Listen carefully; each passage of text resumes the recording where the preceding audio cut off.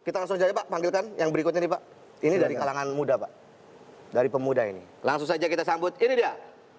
Muhadli Aco.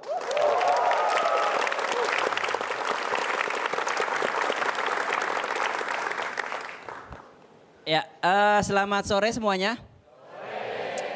Audisi jadi pemimpin ya, dan gua dari Tanjung Priuk. Jadi kalau misalnya gua terpilih jadi pemimpin, visi pertama gua adalah ingin mengentaskan kekerasan yang ada di Tanjung Priuk. Karena di sana serem banget.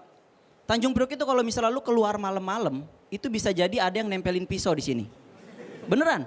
Makanya kalau gue jadi pemimpin, gue harus bikin kekerasan tuh menurun. Jadi kekerasan di sana udah menurun, nanti bukan di sini ditempelin tapi di sini pisaunya ya. Turun ya. Ya. Turun bener.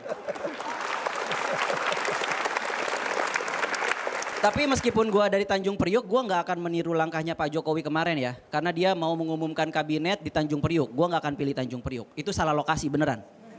Karena kalau misalnya gue sampai naik pengumuman kabinet di Tanjung Priuk, baru naik panggung mungkin di belakang udah teriak, udah dangdut aja dangdut, dangdut. Cita-cita tak. Orang Priuk itu nggak perlu pengumuman kabinet, butuhnya dangdut kalau di sana. Itu kebutuhan primer mereka. Jadi sandang, pangan, dangdut kalau di sana. Dan yang pertama, gue akan menyorot masalah kemacetan transportasi ya. Itu kan banyak banget angkot ngetem. Sebetulnya yang bikin angkot ngetem itu karena dia masih kuat duduk lama-lama. Iya kan? Makanya dia ngetem. Meskipun ada polisi, ya dia maju. Abis itu dia berhenti lagi. Karena dia masih kuat duduk. Jadi kita harus bikin hukuman yang bikin dia gak kuat duduk. Caranya apa? Kita suruh pakai balsem. Udah. Jadi polisi tuh gak usah bawa pistol, gak usah bawa pentungan, tinggal bawa balsem. Di dekat halte kalau dia mau berhenti, nah gitu kan. Udah.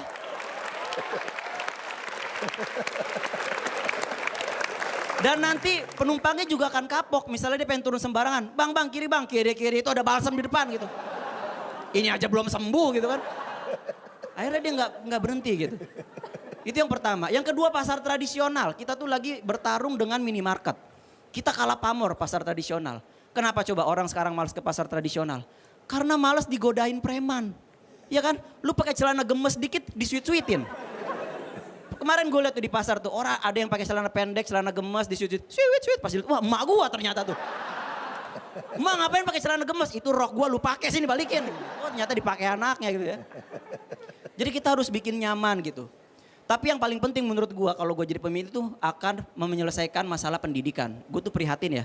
Kayak misalnya kalau kita ketik di Google, anak SMA, coba yang keluar apa? Prestasi apa bukan? Bukan.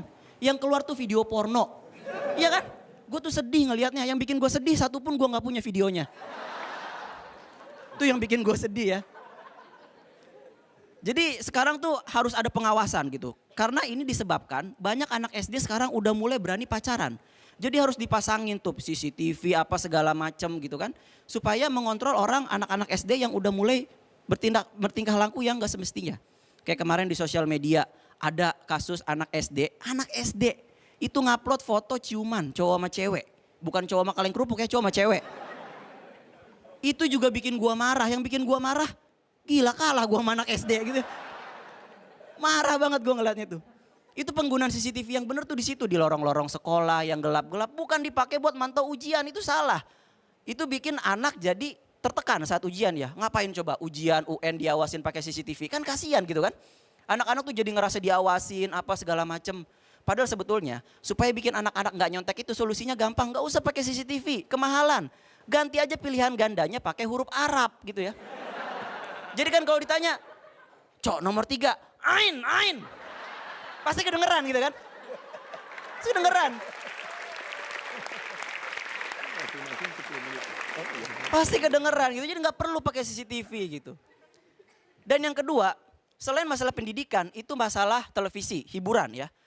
Gue gak masalah acara-acara di TV itu mungkin ada yang gak mendidik, gak apa-apa. Yang penting menghibur paling enggak. Tapi kan ada acara-acara yang menghibur enggak, apalagi mendidik.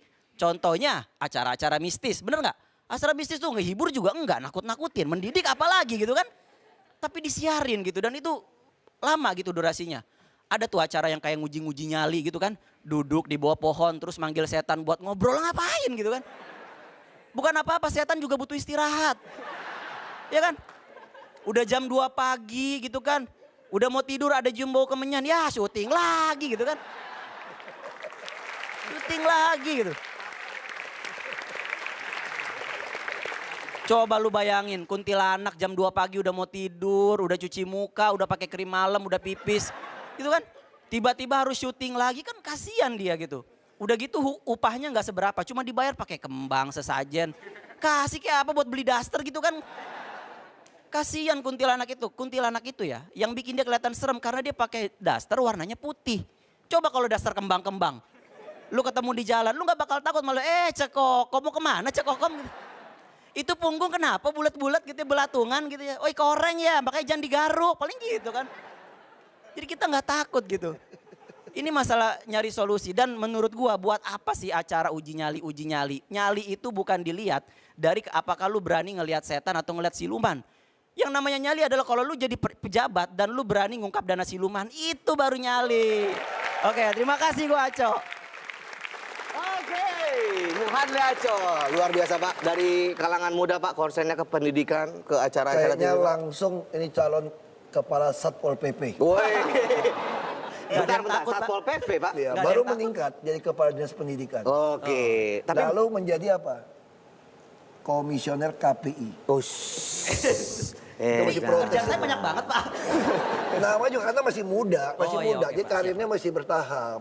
Kalau langsung jadi gede dulu, terus kalau nggak nyampe kan kasihan jatuhnya gitu. Jadi Pak. Saya emang suka nggak dulu. nyampe ngambil jemurannya susah Pak.